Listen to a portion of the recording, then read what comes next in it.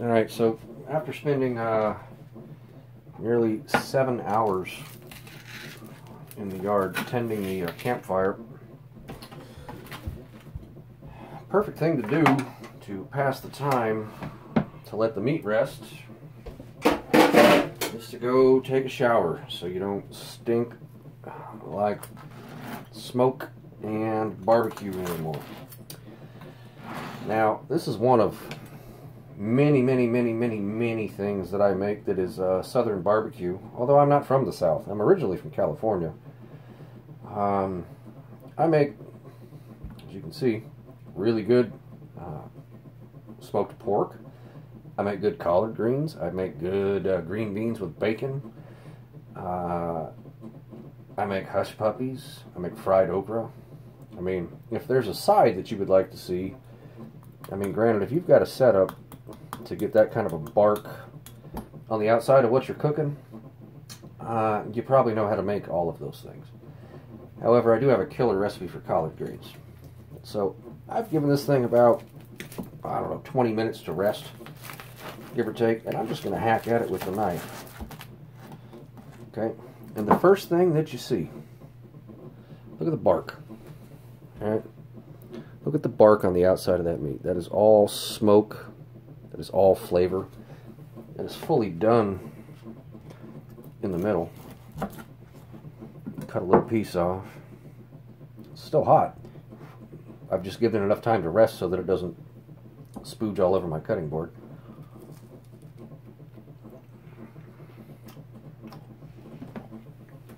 Dude. Oh my God. So, I can post dimensions for my fire pit. And I can go to Lowe's and get you the numbers for the bricks. Although I think those bricks are only like $1.77 a piece. I got all those bricks for free. I got my smoker for free, but it's something that you can buy. I mean, it's all readily accessible. I mean, you could duplicate the smoker that I've got out there in the yard with the smoker tin and the bricks for probably less than $75, even though I got mine free. All of it was free. The bricks were free, smoker was free, the wood was free. And I mean, look at this fucking barbecue pork, man. All you gotta do is sit out in the yard and get smoke in your eyes all day and maintain a semi-consistent temperature. That's really all there is to it. And I mean, I prefer to serve and eat the pork that I make like this on the smoker, as they call naked. I wouldn't soon put any kind of barbecue sauce on this. Like I might do some sort of a like a chili vinegar.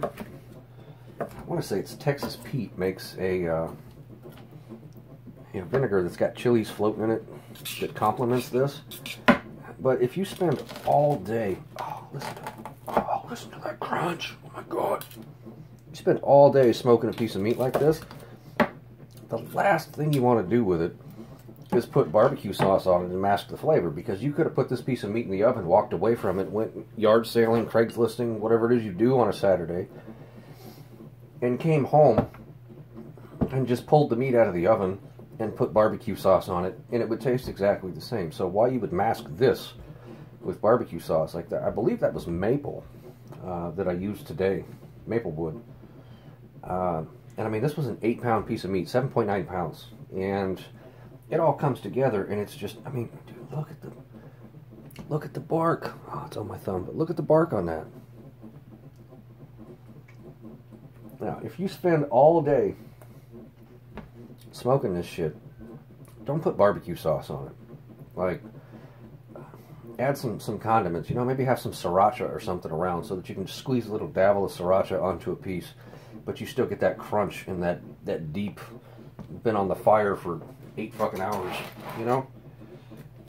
I mean, I am no pit master by any stretch of the imagination. Like, I'm just a I'm just a fucking dude from Northern California, alright, who happened to move to South Carolina.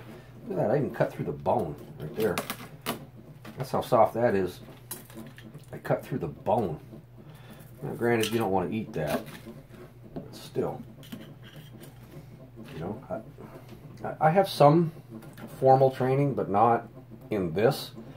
The majority of what I've figured out how to do, both with the barbecue, the smoker, and fire, I've learned from just watching the Cooking Network, or Food Network. So, I mean, if I could stress anything to anybody, watch the Food Network.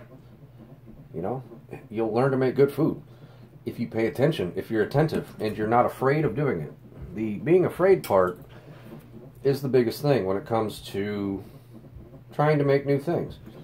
I mean, if you've never, I don't even know if my face is showing right here. Let me see. Should be. I mean, if you've never made something like this, like, it never hurts. You know, go out on a limb and figure out how to make something. I mean, it's worst case scenario, you wasted your day and you ain't got nothing to eat. You can always go to McDonald's. So, I mean, that being said, you know, take some chances in the kitchen. Do something you've never done before. If you never cooked with fire, you know, do something like the chicken that I made today. Just throw some chicken on the fire. Make some chicken. It's going to taste better. Explore in the kitchen. Do things that you're not comfortable with. Go outside of your comfort zone, you know. Even if it's something like making a box of macaroni and cheese and well, you got some bacon, so put some bacon in the macaroni and cheese, you know. Just explore. Have fun with it. It's food. It's not complicated. Don't be afraid of it. And the less afraid you are of food, the better your food will be. Experiment. Fail. Make some nasty shit, because trust me, I've made some nasty shit in my day. But you never learn to make good shit unless you learn to make nasty shit. And once you figured out that that didn't work, that was gross, you'll learn how to make something tasty. Anyway, I'll be over here eating some of this bark. Oh my God. Peace out, Girl Scout.